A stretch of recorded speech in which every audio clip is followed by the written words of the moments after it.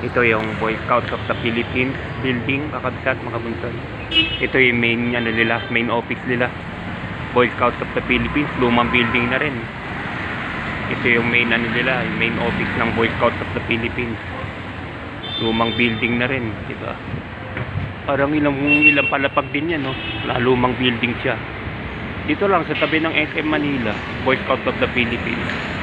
Ito yun. Tapos sa kabila, GSIS naman. Boy Scouts of the Philippines, di ba? Laki. Hindi lang palapag yan, no?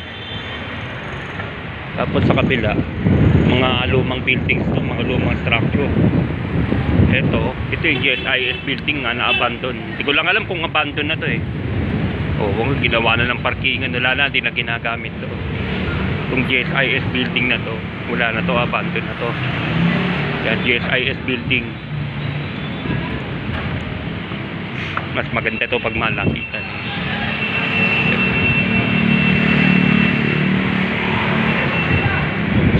Actually wala na talaga siya, hindi na ginagamit.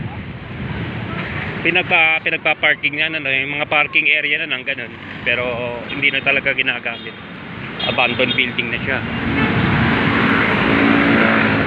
Talagang abandoned na, wala na. Yan dilapidated na eh. Abandoned building na siya. Abandoned building na siya.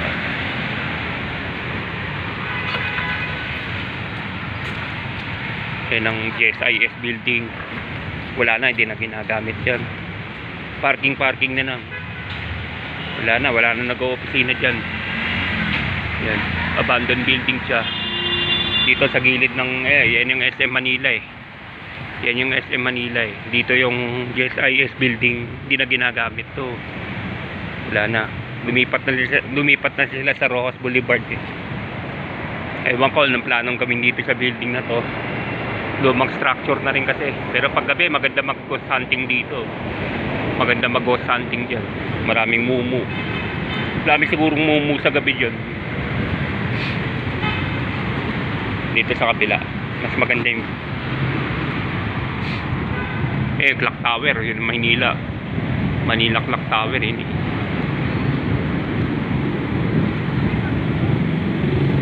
4 na eh, no?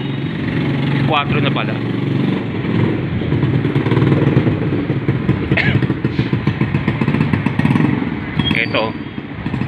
Ito na, wala na talaga. Dito sa harap wala na talaga. Dito pala talaga wala. Makikita mo talagang wala na. GSIS building, wala na. Wala. Napabayaan structure to eh. Kaya ibang vlogger, hindi naman kinokontent nila eh. Pupapasok sila sa mga ganitong lumang building. Pero kailangan umika muna ng permit. Wala na.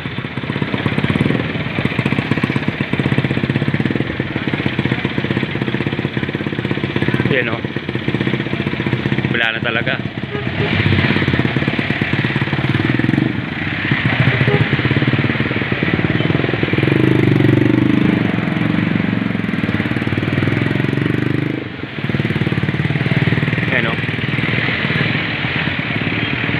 Wala eh, sa bungat pa lang wala na talaga eh.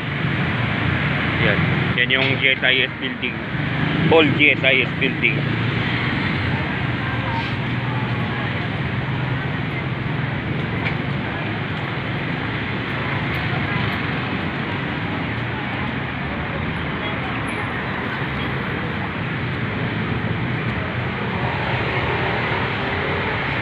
Dito kitang kita rito yan.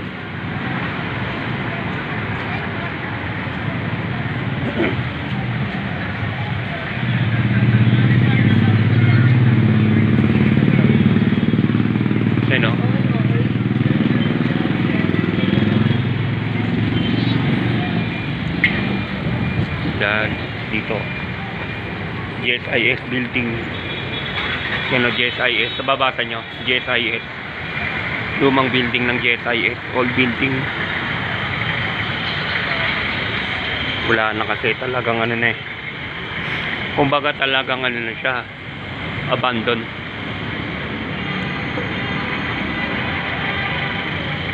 Hindi pwede pumasok sa loob nung nakalak talaga.